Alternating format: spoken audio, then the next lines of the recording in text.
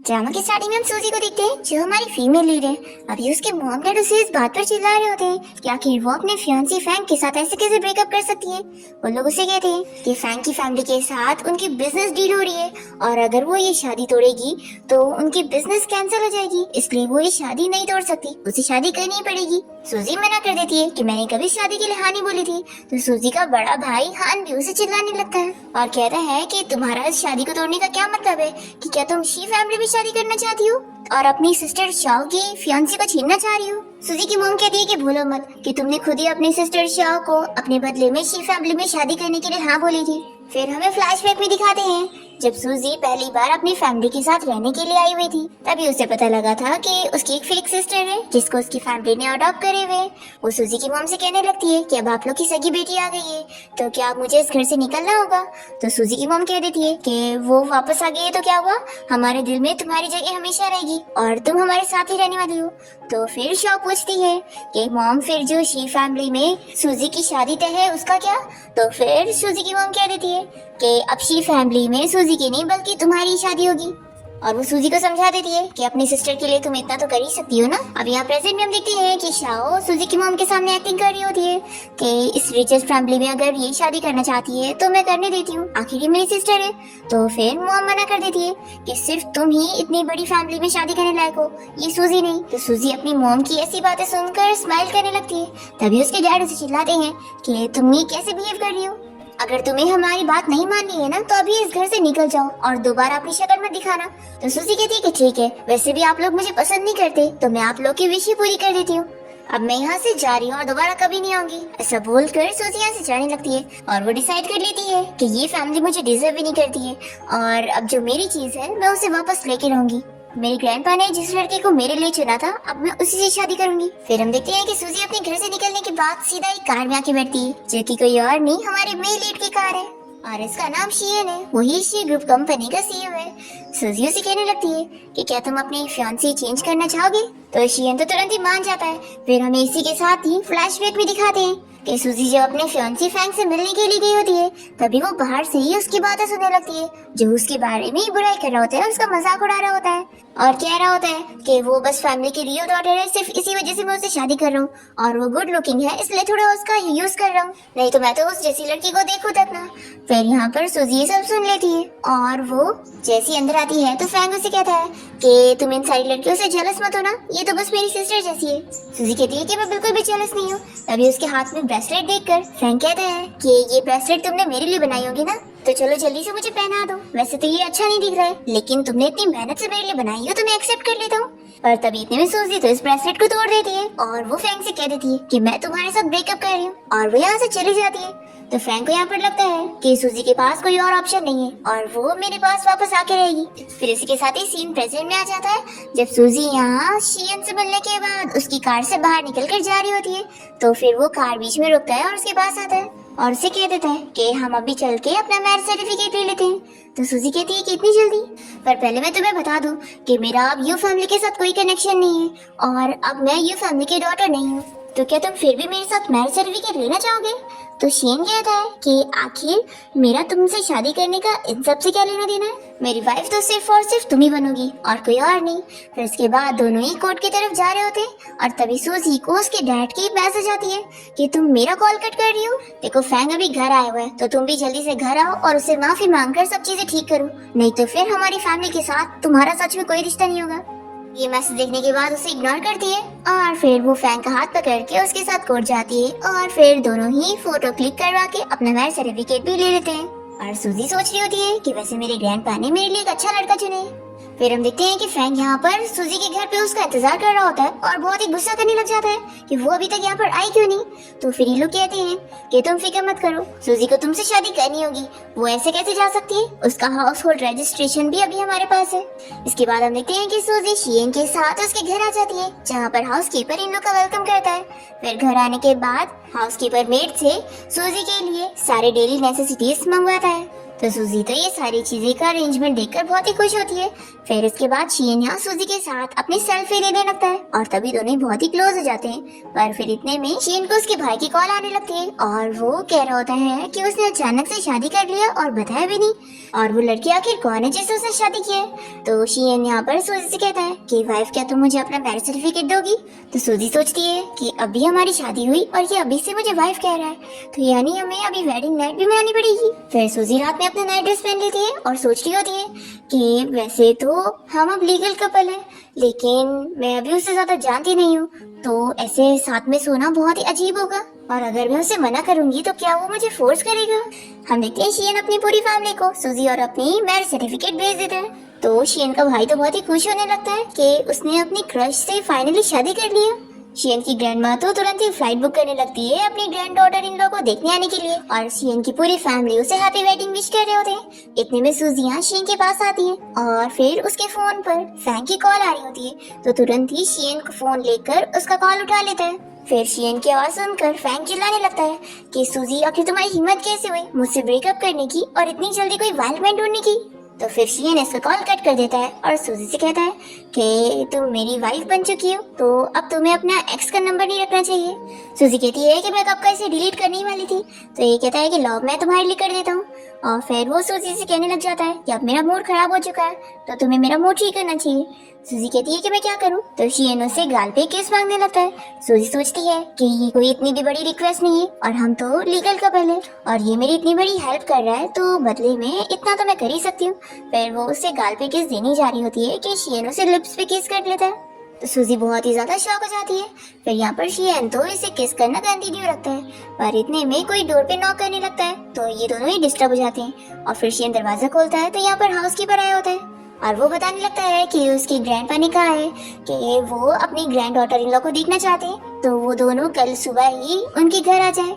तो शियन गुस्सा आने लगता है कि ये तो तुम मुझे सुबह भी बता सकते थे ना, आखिर रात में डिस्टर्ब करने की क्या जरूरत थी। फिर सूजी तो यहाँ पर सोने की एक्टिंग करने लग जाती है, और फिर शियन जब उसे ऐसे देखता है तो सोचता है, और फिर शियन उसे देखकर सोच रहा होता है कि मैंने उसके लिए इतना इंतजार करा हूँ, तो मुझे बाकी चीजें भी स्लोली करना चाहिए, नहीं तो मैं इसे डरा दूंगा तो ये भाग जाएगी। फिर नेक्स्ट मॉर्निंग सूजी शियन के बारे में ही सपना देख रही होती है और वो जल्दी से उठकर सोच लगती है कि आखिर मैं ऐसा सपना कैसे देख सकती हूँ। तब इतने में शियन कहने लगता है कि क्या हुआ, मेरी वाइफ इतनी शाय क्यों हो रही है। तो सूजी जल्दी से वॉशरूम का बहाना करके चली जाती है, और तभी यहाँ शियन के घर पे सूजी की वो फेक सिस्टर शाओ आई होती है। जैसे शियन दरवाजा खोलकर उसे देखता है तो उसे चिल्लाता है कि तुम यहाँ पर कैसे। तो फिर वो कहती है कि हमारी शादी होने वाली है, तो मेरे साथ इतना रूड बिहेव मत करो, और क्या तुम मुझे अपने रूम में आने नहीं दोगे, मैं तुम्हारा रूम देखना चाहती हूँ।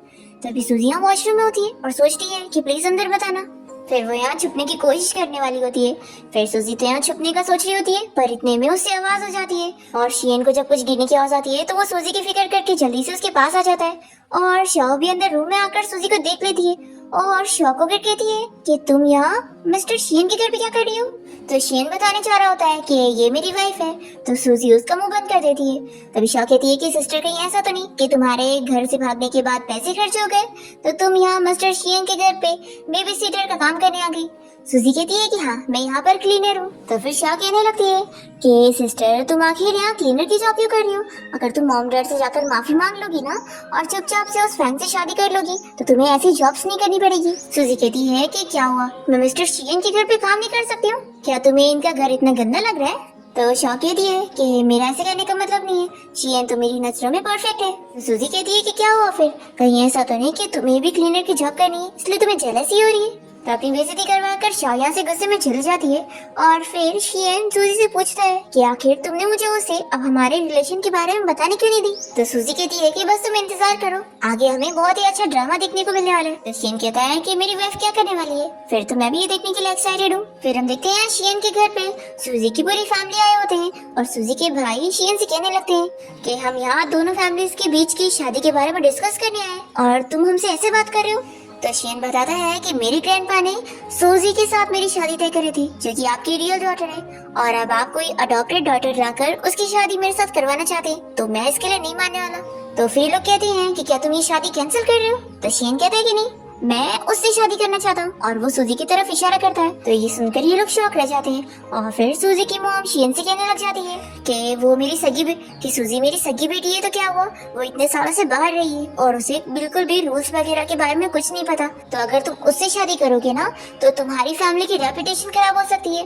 तो शियन कह देता है कि हमारी फैमिली में इतने रूल्स नहीं है, और वैसे भी मैंने बताया ना मेरे ग्रैंडपा ने आपकी फैमिली की रियल डॉटर के साथ मेरी शादी फिक्स करें, तो क्या आप लोग की कोई नाजायज बेटी भी है। तो फिर शो कहने लगती है कि मैं तुम्हें इतना लाइक करती हूँ लेकिन तुम सभी के सामने मेरी बेइज्जती कर रहे हो। ऐसा बोलकर वो रोते हुए चली जाती है।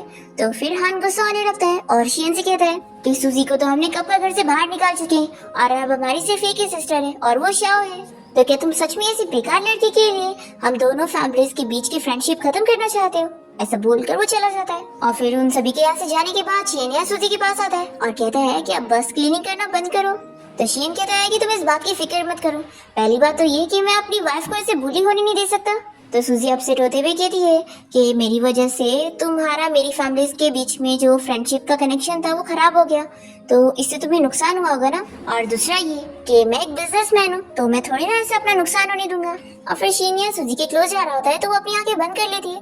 तो फिर ये कहता है कि क्या हुआ, मेरी वाइफ का फेस इतना रेड कैसे हो गया। फिर सूजी जल्दी से शर्मा के रूम में चली जाती है और फिर हम देखते हैं सूजी को उसके भाई का मैसेज आता है जो कि उसे डिजाइनर विनी के नाम से बुला रहा होता है और कह रहा होता है कि जल्दी एक फैशन शो आने वाला है तो उसके लिए वो उनके साथ काम करेगी कि नहीं। तो सूजी सोच लेती है कि अब मेरा इस फैमिली के साथ कोई रिश्ता नहीं है और मैं इन लोग के लिए कुछ भी नहीं करने वाली हूँ। फिर नेक्स्ट मॉर्निंग हम देखते हैं कि सूजी अपने कॉलेज की होती है और तभी यहाँ पर फैंग से मिलने पहुंच जाता है। तो सूजी उसे देखकर जल्दी से अपने हाथ में रिंग पहन लेती है और फिर जैसे यहाँ पर फैंग से देखता है तो वो इसकी रिंग देखकर सोचता है कि लगता है सूजी ने बस ये सब एक्टिंग करने के लिए रिंग पहनी है, ये मुझे फूल बनाना चाहती है कि इसने किसी लड़के को ढूंढ लिया, लेकिन मुझे पता है कि इसके दिल में अभी भी मैं ही होऊंगा।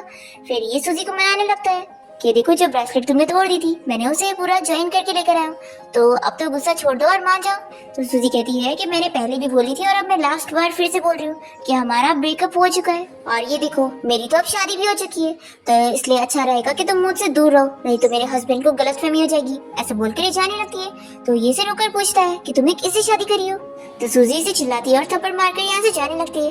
तभी इतने में शियन यहाँ अपनी कार से आया होता है। तो सूजी से पूछती है कि तुम यहाँ पर क्या कर रहे हो। तो शियन कहता है कि मैं यहाँ पर अपनी वाइफ को कॉलेज से पिक करने आया हूँ। तो सूजी ये सुनकर खुश हो जाती है कि ये पहली बार है कि कोई उसे ऐसे लेने के लिए आया। तभी इतने में दो लड़कियां यहाँ पर आ रही होती है और वो लोग शियन को देखकर बातें करने लगती है कि ये बंदा कितना सारा हैंडसम है। तभी इतने में शियन यहाँ सूजी का हाथ पकड़ के उसे वाइफ कहने लगता है। तो फिर ये लड़कियां अपसेट हो जाती है कि ये बंदा तो मैरिड है, वो यहाँ से अपसेट होकर चली जाती है। और फिर सूजी शियन को देखकर सोच रही होती है कि वैसे ही सच में बहुत ही हैंडसम है। तभी शियन की ग्रैंडपा उसे मैसेज करके पूछने लगते हैं कि पहली बार मेरी ग्रैंड डॉटर इन लोग घर आ रही है तो क्या कोई चीज का ध्यान रखने की जरूरत है। तो फिर शियन बताता है कि मेरी वाइफ को पाइनएप्पल से एलर्जी है तो पाइनएप्पल को दूर रखना। तो फिर ग्रैंडपा कहते हैं कि फिक्र मत करो, मैं सारा अरेंजमेंट करवा देता हूँ। फिर सूजी शियन से पूछने लगती है कि वैसे तुम अचानक से मुझे यहाँ पिक करने आए तो क्या तुम्हें कोई जरूरी काम था। तो शियन कहता है कि हाँ कुछ जरूरी काम है जिसमें तुम्हें मेरे साथ चलना होगा। फिर दोनों ही साथ में कार ड्राइव करके जा रहे होते हैं। तभी शियन के फोन कर उसके भाई का मैसेज आने लगता है। तो सूजी ये देखकर शियन को बताती है। तो कहता है कि मेरे भाई का मैसेज है तो तुम उसे बता दो कि तुम सिस्टर इन लॉ बात कर रही हो और मैं भी कार ड्राइव कर रहा हूँ, तुम बात नहीं कर सकता। तो फिर सूजी यहाँ उसके भाई चैन को मैसेज करके बता देती है कि मैं तुम्हारी सिस्टर इन लॉ बात कर रही हूँ और तुम्हारा भाई अभी ड्राइव कर रहा है और थोड़ी देर में हम लोग घर पहुंच जाएंगे।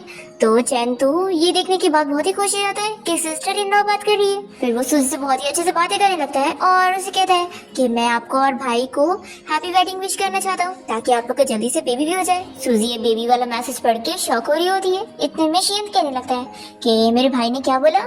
सूजी कहती है कि कुछ नहीं, उसने कहा कि तुम ड्राइव कर रहे हो तो सेफली ड्राइव करो। तो ये सुनकर शियन स्माइल करते हुए कहने लगता है कि मेरी वाइफ बोल रही है तो उसने यही बोला होगा। फिर इसके बाद ये लोग जैसे घर पहुंचते हैं तो शियन के ग्रैंडपा और ग्रैंडमा सूजी को देखकर बहुत ही खुश हो रहे होते हैं और तभी पैरट भी यहाँ पर सूजी को बेबी के लिए विश करने लगता है।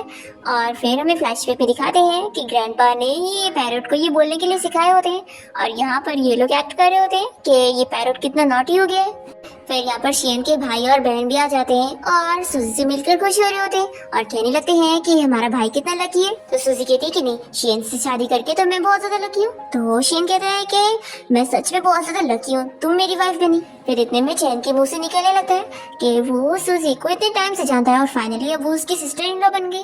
तो सूजी ये सुनकर शॉक होती है कि तुम मुझे पहले से जानते हो। तो शियन यहाँ अपने भाई को इशारा कर रहा होता है और फिर चैन बताने लगता है कि सिस्टर इन लॉ, आप जिस स्कूल में पढ़ती थी ना, मैं भी उसी स्कूल में पढ़ा हूँ। और क्या आपको पता है, भाई भी उसी स्कूल में पढ़ते थे। तो फिर सूजी कहती है कि ये मैं जानती हूँ। तो फिर शियन ये सुनकर सूजी से पूछने लगता है कि तुम मुझे पहले से याद करी हुई थी।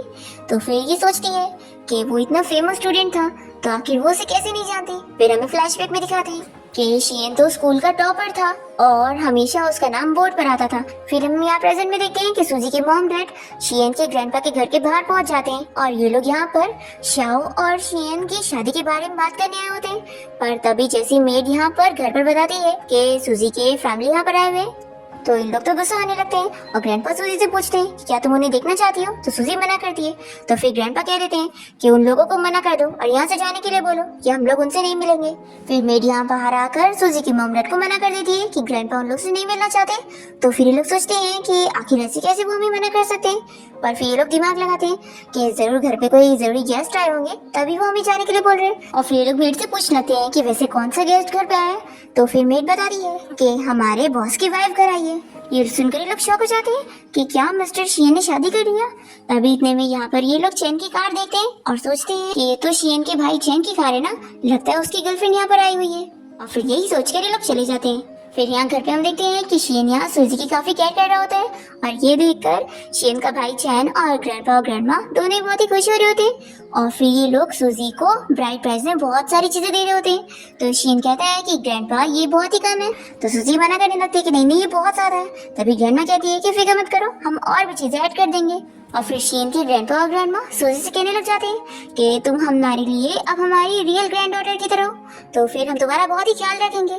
फिर सूजी खुश होने लगती है और सोचती है कि ये लोग कितने अच्छे हैं और ये लोग तो मेरी सगी फैमिली से भी ज्यादा मुझे अच्छे से ट्रीट कर रहे हैं। फिर इसके बाद हम देखते हैं कि सूजी के मॉम डैड जब यहाँ घर जाते हैं तो फिर हान और शाओ पूछने लगते हैं कि क्या उन्होंने शाओ और शियन की शादी फिक्स कर दी है। तो फिर मॉम डैड बताते हैं कि हम उन लोगों से मिल ही नहीं पाए क्योंकि उनके घर पे शियन के छोटे भाई चैन की गर्लफ्रेंड आई हुई थी। तो तुम लोग फिक्र मत करो, हम लोग नेक्स्ट टाइम जाकर इस बारे में बात कर ही लेंगे।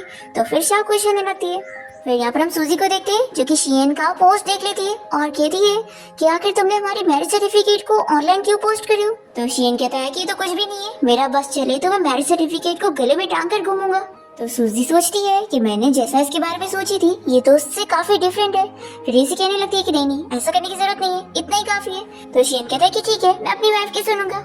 फिर सूजी सोच रही होती है कि मुझे तो लगता है इसने मुझे अपने ट्रिक में फंसा लिया, इसका IQ सच में बहुत ज्यादा है। तभी शियन पूछने लग जाता है कि तुम्हें आज कैसा लगा, क्या तुम्हें मजा आई। सूजी कहती है कि हाँ, ग्रैंड पेरेंट्स बहुत ही ज्यादा अच्छे हैं।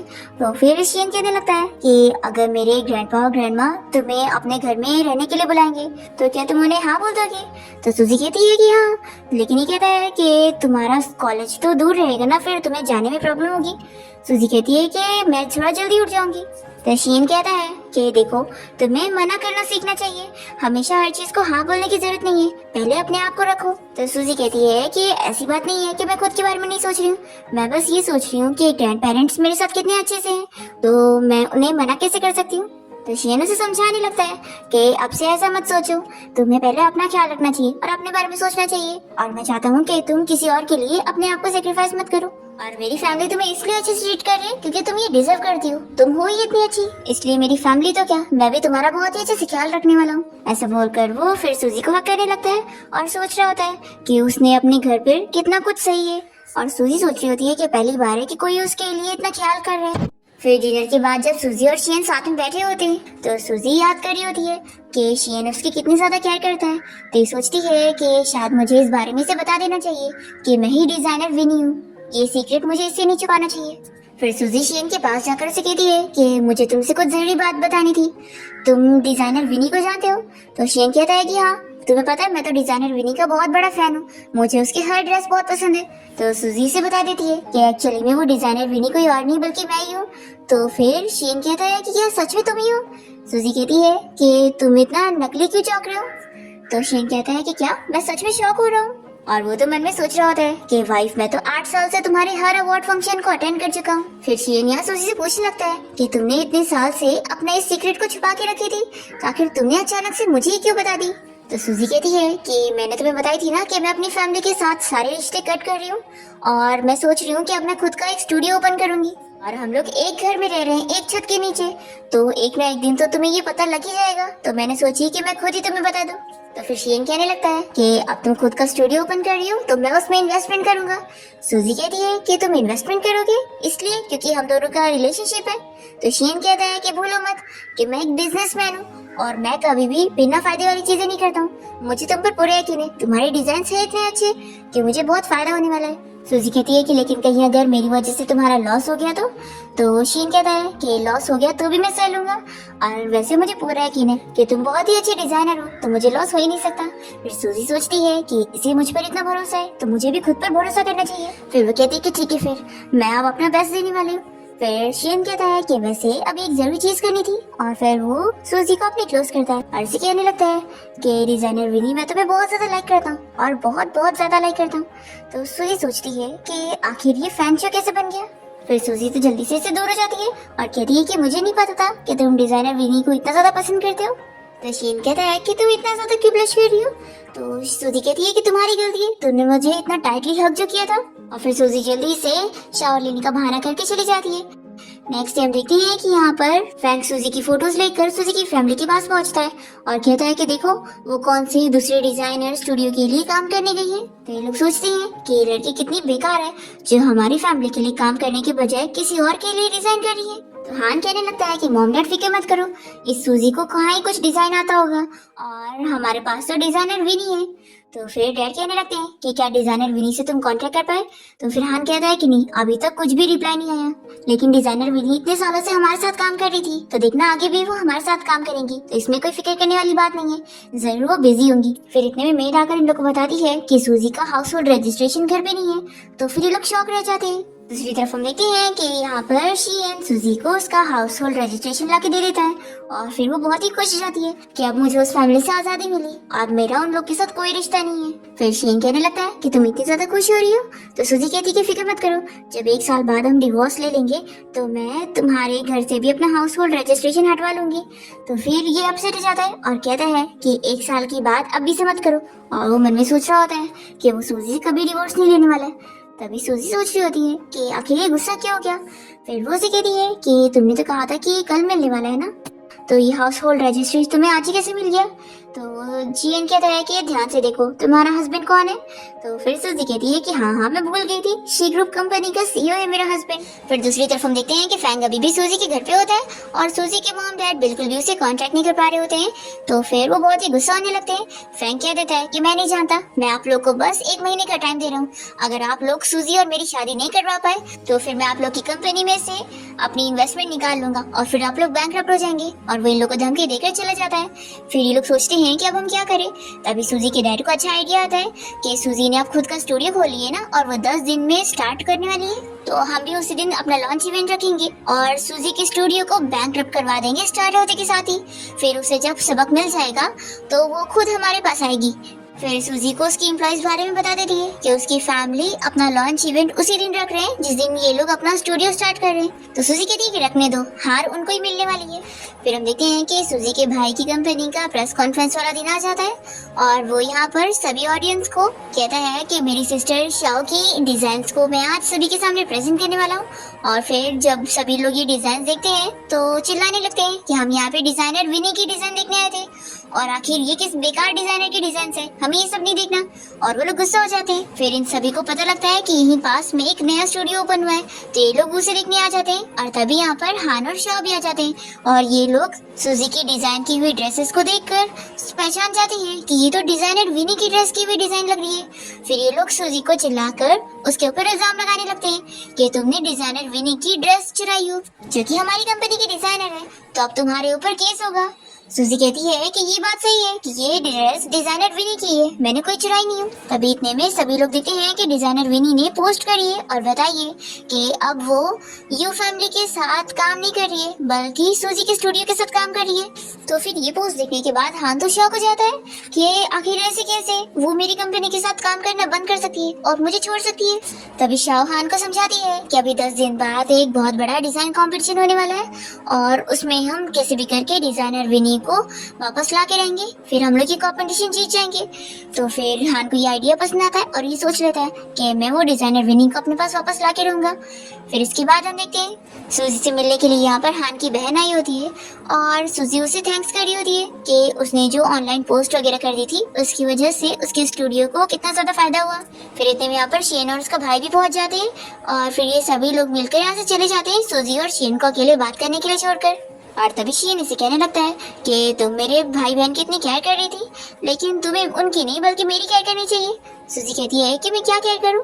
तो शेन कहता है कि तुम मुझसे बातें कर सकती हो, मुझसे चीजें पूछ सकती हो, जैसे मुझसे सवाल करो कि मैं कॉलेज में किसी लड़की को पसंद करता था या नहीं, और या फिर ये सवाल करो कि मेरी फर्स्ट किस अभी भी है या नहीं। सूजी ये सब सुनकर सोचती है कि ये दिन में कैसी कैसी बातें कर रहा है। शेन कहता है कि कोई बात नहीं, मेरी वाइफ शादी हो रही है तो मैं ये सारे सवाल नहीं करूंगा, और वैसे मैं बताना चाहता हूँ कि मैं अपनी वाइफ के लिए गिफ्ट लेकर आया हूँ। फिर वो उसे इयररिंग दिखाने लगता है और उसकी क्लोज जाता है तो सूजी सोचती है कि वो उसे किस करने वाला है। फिर कहता है कि डरो मत, मैं यहाँ सभी के सामने ऐसा कुछ नहीं करूंगा। और फिर वो उसे पूछने लगता है कि रात में तुम्हें डिनर में क्या खाना है। फिर इसके बाद हम देखते हैं कि रात में सूजी अपना डिजाइन बना रही होती है और तभी इतने में इसे इसके भाई हान का मैसेज आने लगता है और वो इसे कह रहा होता है कि डिजाइनर विनी, आखिर आप हमारी कंपनी को छोड़कर किसी और स्टूडियो के साथ कैसे काम कर सकती हैं? प्लीज आप हमें छोड़कर मत जाओ, हमें आपकी बहुत जरूरत है। सूजी इसका मैसेज पढ़ने के बाद गुस्सा हो जाती है और सोचती है कि मेरी इंस्पिरेशन के बीच में डिस्टर्ब कर दिया। फिर सूजी यहाँ शियन के लिए ड्रेस डिजाइन कर रही होती है और वो सोचती है कि अब मुझे उसका मेजरमेंट भी ले लेना चाहिए। फिर ये उसके वार्डरोब में से उसके कपड़े निकाल कर उसका मेजरमेंट लेने का सोच रही होती है और तभी इतने में यहाँ पर शियन आ जाता है तो ये जल्दी से यहाँ से जाने के बाहर निकल लेती है। फिर हम देखते हैं कि सूजी जब यहाँ स्टूडियो में होती है तो उसकी एम्प्लॉय आकर उसे इस बारे में बताती है कि यहाँ पर कोई फैंग नाम का पर्सन आया है जो कि उसकी स्टोर की सारी ड्रेसेस खरीद रहे हैं। तो सूजी कह देती है कि उसे यहाँ से स्टोर से निकलवा दो। तो फिर ये एम्प्लॉय तो फैंग को यहाँ से निकलवा देती है। फिर हम देखते हैं कि फैंग यहाँ हान से उसकी कंपनी में मिलने गया होता है और तभी वो देखता है कि हान तो यहाँ पर बहुत ज्यादा ड्रिंक कर रहा होता है और उसका असिस्टेंट बताता है कि हान इस वजह से बहुत ज्यादा अपसेट है क्योंकि डिजाइनर विनी उसे बिल्कुल भी कॉन्ट्रैक्ट नहीं कर रही है। फिर हम देखते हैं कि यहाँ विनी के स्टूडियो में एक लड़का आया होता है जो कि उसका पुराना क्लासमेट होता है और वो उसे देखते ही पहचान जाता है और कहने लगता है कि क्या मुझे तुम्हारा नंबर मिल सकता है। सूजी कहती है कि ठीक है और वो मन में सोचती है कि मेरी रिंग कहाँ पर है और फिर वो रिंग इधर उधर ढूंढने लग जाती है और तभी इतने में यहाँ पर शियन रिंग लेकर पहुंच जाता है और कहता है कि वाइफ तुम तो ये भूल ही गई थी और उसके उंगली पे पहना देता है। तो फिर इस क्लासमेट को भी पता लग जाता है कि सूजी तो पहले से मैरिड है तो वो इन लोगों को अकेला छोड़कर यहाँ से चला जाता है। और फिर सूजी शियन से पूछती है कि तुमने आखिर इस मैरिज सर्टिफिकेट को गले में टांग कर क्यों लेकर आए हो। तो शियन कह रहा है कि मेरे टीचर को जब मैंने बताया कि मैंने शादी कर लिया हूँ तो ये उन्हें यकीन नहीं आ रहा था तो इसलिए मैं मैरिज सर्टिफिकेट को टांग कर ले आया ताकि मेरे टीचर को यकीन हो जाए, देखो मैं कितना अच्छा स्टूडेंट हूँ ना। और वाइफ कहीं ऐसा तो नहीं कि मैंने तुम्हें डिस्टर्ब कर दिया। सूजी कहती है कि ऐसी बात नहीं है लेकिन जल्दी से इस मैरिज सर्टिफिकेट को निकालो और फिर वो उसके गले में से निकाल लेती है। तो शियन कहने लगता है कि क्या तुम सभी के सामने इस बात को एक्सेप्ट नहीं करने वाली हो कि मैं तुम्हारा हस्बैंड हूँ। सूजी कहती है कि ऐसा नहीं है, तुम कुछ भी मत सोचो, तुम कहो तो मैं सभी को तुमसे इंट्रोड्यूस करवा दूंगी कि तुम मेरे हस्बैंड हो। तो शियन कहता है कि मैंने तुम्हें कभी मुझे हस्बैंड कहते हुए नहीं सुना। तो सूजी उसे हस्बैंड बोल देती है। तो फिर शियन कहता है कि क्या तुम अपने हस्बैंड को एक हक दे सकती हो। तो फिर सूजी उसे हक कर लेती है और उसे समझाने लगती है कि तुम अपने आप को ऐसा मत सोचो कि तुम्हें कोई डिसलाइक कर सकता है, तुम इतने अच्छे दिखते हो और तुम्हारे पास तो सब कुछ है, तुम्हारे अंदर कोई कमी है ही नहीं। तो फिर शियन कहता है कि फिर आखिर तुम मेरी शादी अपनी वो सिस्टर शाओ से क्यों करवाना चाहती थी। तो सूजी कहती है कि ऐसी बात नहीं है कि मैं तुम्हें डिसलाइक करती थी, मैं तो एक्चुअली में तुम्हें जानती ही नहीं थी तो ये नॉर्मल है ना कि मैं तुम्हें लाइक कैसे करूंगी। और वैसे मेरी फैमिली ने मुझे फोर्स किए थे तुम्हारे साथ अपनी एंगेजमेंट तोड़ने के लिए तो मैंने ये अपनी मर्जी से नहीं की थी। शेन कहता है कि अगर ऐसी बात है तो तुम्हें मुझे कंपेंसेशन देना पड़ेगा क्योंकि तुम्हारे इस एंगेजमेंट होने की वजह से मैं कितना अपसेट हो गया था उस टाइम पर। सूजी कहती है कि ठीक है, तुम्हें क्या चाहिए। शेन कहता है कि तुम मुझे हाई स्कूल लेके चलो। तो फिर सूजी तुरंत ही मान जाती है। फिर इसके बाद दोनों स्कूल आ जाते हैं और सूजी शेन से बताने लगती है कि मैंने पहले तुम्हें बास्केटबॉल मैच में देखी थी और क्या तुम उस टाइम पर किसी लड़की को लाइक करते थे। तो ये कहता है कि तुम ऐसा क्यों बोल रही हो। सूजी कहती है कि मुझे याद है जब तुम मैच खेल रहे थे तो सारी लड़कियां तुम्हें चीट कर रही थी और तभी उनमें से तुम किसी को तो देखकर स्माइल कर रहे थे, पर मैंने आसपास देखी थी तो मुझे कोई लड़की नहीं दिखी थी। तो तुम मुझे बता सकते हो कि तुम्हारी वो सीक्रेट क्रश कौन थी। शीन कहता है कि वो मेरी सीक्रेट क्रश जो थी ना वो एक बहुत बड़ी ब्लाइंड है। सूजी कहती है कि मुझे याद है हमारे स्कूल में तो कोई ब्लाइंड लड़की नहीं थी, यानी तुम मेरे साथ मजाक कर रहे हो। फिर सूजी शीन को लेकर बुक स्टोर आ जाती है और कहने लगती है कि जब भी मैं अपसेट हुआ करती थी ना तो यहाँ पर आकर बुक पढ़ा करती थी। फिर सूजी बुक लेने चली जाती है और बुक स्टोर का बॉस यहाँ पर शीन से बात कर रहा होता है क्योंकि ये बुक स्टोर को शीन ने स्पेशली सूजी के लिए ओपन करवाया था। फिर जैसे सूजी यहाँ पर आती है तो ये बुक स्टोर का ओनर सूजी को भी देखकर पहचान जाता है और कहता है कि वैसे कितना बड़ा कोइंसिडेंस है कि दोनों ही यहाँ पर आए। तो फिर शीन सूजी का हाथ पकड़ के बताने लगता है कि ये मेरी वाइफ है।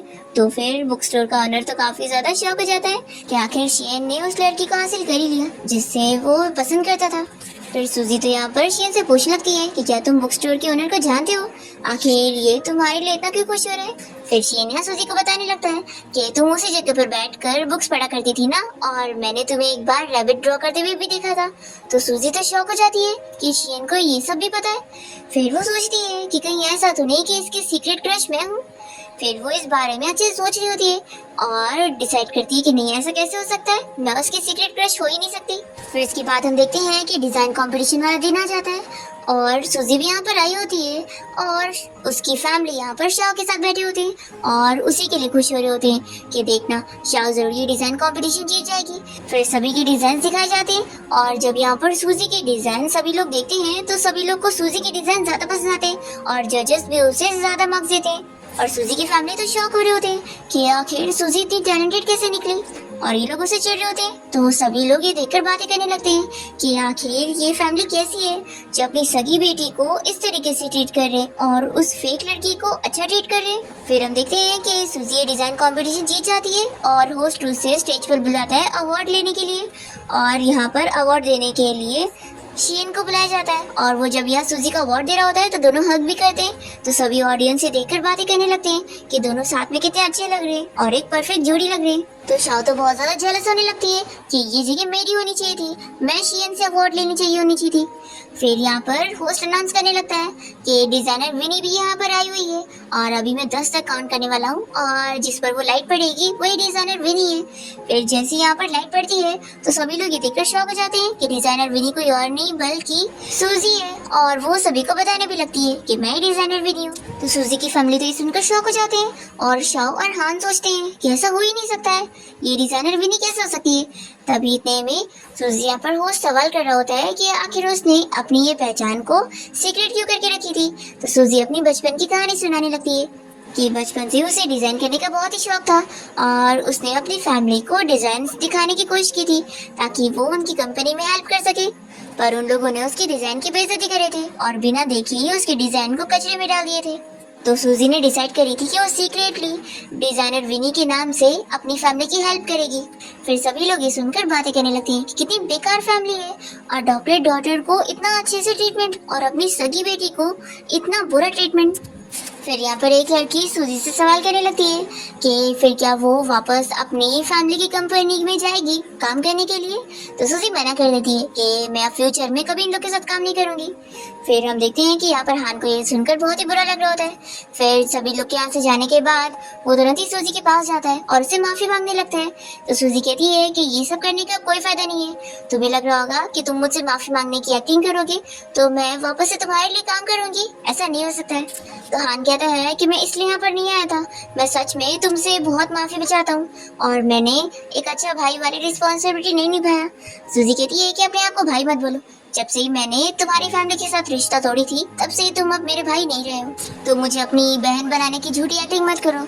फिर यहाँ पर हान को मन में बहुत बुरा लग रहा होता है कि सूजी ने कितना ज्यादा सफर करी है। फिर इतने में यहाँ पर सूजी की फ्रेंड और शीन आ जाते हैं और सूजी की फ्रेंड चिल्लाने लगती है कि तुम ये क्या कर रहे हो, निकलो यहाँ से, और वो सिक्योरिटी गार्ड का आवाज देने लगती है। तो हान तुरंत ही यहाँ से चला जाता है। फिर सूजी शीन को बताती है कि मुझे स्टूडियो में कुछ और काम है। फिर वो चली जाती है और तभी यहाँ स्टूडियो में फैंग आया होता है और वो सूजी से कहने लगता है कि तुमने मुझे बताई नहीं थी कि तुम ही डिजाइनर विनी हो, देखो अब मुझे माफ कर दो और हम लोग वापस से अपना रिलेशन स्टार्ट कर दें। सूजी कहती है कि तुम पागल हो चुके हो, ये देखो मैं मैरिड हूँ तो फिर ये कहता है कि तुमने तो ये रिंग बस मुझे जेलस करवाने के लिए पहनी थी ना। तो सूजी से कह देती है कि तुम्हें बिलीव करना है तो करो वरना मत करो। फिर ये बहुत ही अपसेट होकर बाहर आ जाता है और सोच रहा होता है कि ऐसा नहीं हो सकता है। और फिर ऐसे ही चलते चलते ये रोड पर आ जाता है और तभी हान की गाड़ी इसके सामने आ जाती है। और फिर हान आकर इसे चिल्लाने लगता है कि क्या तुम्हें मरना है। तो फिर फ्रैंकी से बताता है कि सूजी की अब शादी हो चुकी है। तो ये सुनकर हान भी शॉक हो जाता है। फिर हम देखते हैं कि सूजी अपने स्टूडियो में होती है और तभी यहाँ पर उसकी टीचर उससे मिलने आई होती है और वो साथ ही अपने निफ्यू को लेकर आई होती है और कहने लगती है कि ये मेरा निफ्यू लू है, तुम इसे अपना असिस्टेंट बना लो और इसे भी कुछ डिजाइन वगैरह सिखा दो। दूसरी तरफ सूजी जब घर पहुंचती है तो हाउसकीपर उसे बताता है कि शीन के कपड़े पर जूस गिर गई थी, इसलिए वो रूम में गया है ड्रेस चेंज करने। फिर सूजी जब यहाँ पर आती है तो शीन उसे कहता है कि तुम मेरा ड्रेस उतारने में हेल्प कर दो क्योंकि मेरे हाथ में तो चोट लगी हुई है।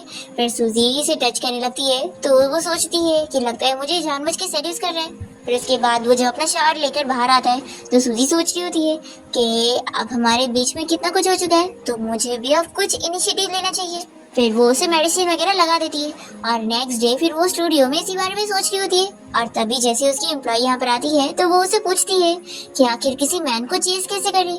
तो फिर इसकी एम्प्लॉय कहती है कि बॉस आपकी तो शादी हो चुकी है ना और आपके हस्बैंड मिस्टर शीएन है और शी ग्रुप कंपनी के सीईओ है, तो आखिर आप उन्हें कैसे चीट कर सकती है। सूजी कहती है कि तुम ये क्या कह रही हो, एक्चुअली मैं उसे ही चेज करना चाहती हूँ। तभी इतने में यहाँ पर इसकी टीचर का जो वो निफ्यू लू होता है वो ये सुन लेता है और सूजी से कहने लगता है कि क्या तुम्हारा हस्बैंड कोई और नहीं बल्कि वो मिस्टर शीएन है। तो फिर इसे बताने लगता है कि तुम्हारे हस्बैंड की एक फर्स्ट लव थी, मेरी कजिन जो कि उसी के कॉलेज में पढ़ती थी उसने मुझे बताई है और मैंने सुना था कि उस लड़की के चक्कर में शीएन ने आज तक किसी भी लड़की को डेट नहीं किया और वो आज तक उसे याद करता है। और तुम्हें यकीन नहीं हो रहा तो मैं शीएन के भाई चैन को ही कॉल करके पूछवा देता हूँ। और फिर ये चैन को कॉल करके उसे शीएन के बारे में पूछता है कि क्या वो अभी भी अपने उस सीक्रेट क्रश को ही पसंद कर रहा है। तो फिर चैन बताता है कि अब मेरे भाई के पास मेरी सिस्टर इन लॉ है जो कि बहुत ही अमेजिंग है और भाई तो बहुत ज्यादा खुश है। फिर सूजी भी सुनकर खुश हो जाती है। इसके बाद वो शीएन के साथ जब घर पे होती है तभी दोनों ही साथ में एक दूसरे को हक करके सोते। तभी शीएन तो यहाँ पर सूजी को हक करके सोने लगता है और वो सोचती है कि काश हम लोग जिंदगी भर ऐसे ही रहे तो कितना अच्छा रहेगा। फिर नेक्स्ट डे हम देखते हैं कि यहाँ घर पे सूजी की पूरी फैमिली आए होते हैं और सूजी अपने भाई हान को देखकर कहने लगती है कि आप लोग निकलो यहाँ से। तो फिर शाओ कहती है कि आखिर तुम अपने भाई और फैमिली के साथ ऐसे कैसे कर सकती हो, उन्हें माफ कर दो और घर आ जाओ। फिर सूजी की मॉम और डैड भी कहने लगते हैं कि हम तुम्हें वापस घर ले जाने के लिए आए। तो सूजी कहती है कि एक्टिंग करना बंद करो और वैसे भी मैंने आपकी फैमिली के साथ रिश्ते कट कर लिए, तो मुझे यहाँ पर अपनी बेटी बनाने की सोचना भी मत। फिर सूजी की डैड कहते हैं कि हम तुम्हें कोई यूज करने के लिए नहीं लेके चल रहे बल्कि हम तुम्हें फैमिली प्रॉपर्टी देना चाहते हैं, वो भी पूरे 15% शेयर। तो शाओ सोचती है कि ये लोग कितने खराब है, मुझे तो सिर्फ 5% दे रहे हैं और इसे 15। फिर हान कहता है कि सिस्टर अब प्लीज माफ कर दो हम लोग को और वापस हमारे साथ घर चलो। सूजी कहती है कि चलो आप लोग चाहते हैं ना मैं आप लोग को माफ करूं तो मेरी शी फैमिली में शादी होने दो। फिर डैड कहते हैं कि तुम कैसी बात कर रही हो, तुम्हें मैं ये सब दे रहा हूँ ना तो तुम अपनी सिस्टर को शी फैमिली में शीएन के साथ शादी करने दे दो। तो सूजी गुस्सा होकर कहती है कि अब आप लोग यहाँ से जा सकते हो, मुझे आप लोग से कोई बात नहीं करनी। फिर शाओ को बहुत ज्यादा गुस्सा आती है और ये कॉल करके सूजी की फैमिली का एक्सीडेंट करवाने का बोल देती है। फिर इसके बाद ही सभी को चोट लग जाती है और ये लोग हॉस्पिटल में होते हैं और शाह यहाँ पर इन लोग को ये बताती है कि उन लोग को एक्सीडेंट करवाने के पीछे असल में सूजी का हाथ है। तो ये लोग इसकी बात पर यकीन कर लेते हैं और सूजी को यहाँ पर बुलाते हैं बात करने के लिए और फिर उसे चिल्लाने लगती है। सूजी ने तो पहले ही पता लगा ली होती है और वो इन लोग को बताने लगती है कि इस एक्सीडेंट के पीछे शाह का हाथ है, उसी ने गुंडों को हायर करी थी। तो भी ये लोग यकीन नहीं कर रहे होते हैं। तो फिर शीएन उस ड्राइवर को यहाँ पर बुला लेता है जो कि सच बता देता है कि उसे ऑर्डर देने वाली असल में शाह है और वो इन लोग को कॉल रिकॉर्डिंग भी सुना देता है। तो फिर जाकर सूजी के मॉम डैड को अब यकीन होता है। फिर लोग शाह को चिल्लाने लगते हैं कि हमने तुम्हें इतना अच्छे से ट्रीट किया, तुम्हें अपनी सगी बेटी की तरह रखा और तुमने हमें मारने की कोशिश की। तो फिर ये लोग को चिल्ला कर कहती है कि तुम लोग झूठ मत बोलो, अगर तुम लोगों ने मुझे इतनी सगी बेटी माने होते तो फिर आखिर मुझे 5% और अपनी इस बेटी को 15% क्यों। फिर यहाँ से सूजी तो चली जाती है और ये लोग यहाँ पर शाह को चिल्ला रहे होते हैं। तो फिर शाह इन लोग को धमकी देती है कि तुम लोग मेरे साथ कुछ भी ऐसा नहीं कर सकते हो। आखिर अब सूजी की तो शादी हो चुकी है और शी फैमिली के साथ अब किसी की तो एंगेजमेंट करानी है, तो फिर मेरे अलावा तुम लोग के पास कोई और ऑप्शन नहीं है। तो फिर इन लोग को मानना ही पड़ता है। और दूसरी तरफ हम देखते हैं कि सूजी और शियन यहाँ पर अच्छा टाइम स्पेंड कर रहे होते हैं और शियन सूजी को अपनी फीलिंग्स के बारे में बता देता है कि वो उसे कितना ज्यादा लाइक करता है। तो फिर सूजी भी बहुत खुश होती है और फिर दोनों ही साथ में अच्छा टाइम स्पेंड करते हैं। फिर नेक्स्ट डे हम देखते हैं कि ये दोनों एक ऑक्शन पार्टी में गए होते हैं जहाँ पर शाओ भी आई होती है और वो सभी लोग को ये बता रही होती है कि वो शियन की फियांसी है। पर तभी इतने में शियन यहाँ पर सूजी के लिए आया होता है और उसके लिए बहुत ही महंगा नेकलेस खरीद लेता है और सभी के सामने उसे किस करते हुए कहता है कि ये उसकी वाइफ के लिए। फिर सभी लोग को पता लग जाता है कि शियन की तो असल में शादी भी हो चुकी है और उसकी वाइफ तो सूजी है। शाओ ये सुनकर बहुत ज्यादा गुस्सा होती है और फिर वो सोच लेती है कि वो सूजी को छोड़ेगी नहीं, वो उसे मारने के लिए जाती है। पर इतने में आकर सूजी को बचा लेता है और उसे चोट लग जाती है और वो यहाँ बेहोश हो जाता है। फिर यहाँ पर सूजी की फैमिली शाओ को चिल्लाने लगते हैं कि वैसे कैसे कर सकती है और फिर पुलिस यहाँ पर शाओ को अरेस्ट करके लेके जाते हैं और सूजी भी अपनी फैमिली को एक्सेप्ट नहीं करती है और वो लोग की यही सजा होती है कि उनकी पूरी फैमिली बैंकरप्ट हो जाते हैं। और फिर हम देखते हैं कि सूजी और शियन यहाँ पर अच्छा टाइम स्पेंड कर रहे होते हैं और साथ में लाइब्रेरी गए होते हैं। और तभी सूजी को शियन के बारे में सब पता लग जाता है और वो उसे पूछती है कि तुम मुझे कब से लाइक करते हो। तो वो भी उसे क्लियरली बता देता है कि मैं तुम्हें 8 साल से लाइक करता हूँ। फिर वो सूजी को बताने लगता है कि 8 साल पहले कार एक्सीडेंट में मेरे मॉम डैड की मौत हो गई थी और उस वक्त तुम वहाँ पर आई थी और तुमने मेरी जान बचाई थी और मैं तब भी से तुम्हें लाइक करता हूँ। सूजी तो ये जानकर बहुत ही खुश हो जाती है। फिर इसके बाद दोनों यहाँ साथ में कार में होते हैं और सूजी शियन को थैंक्स करने लगती है कि उसने उसके लिए कितना कुछ किया है और उसी ने उसकी स्टडी में स्पॉन्सर भी किया था। और फिर दोनों यहाँ पर किस कर रहे होते हैं और इसके साथ ही इस ड्रामा की हैप्पी एंडिंग हो जाती है।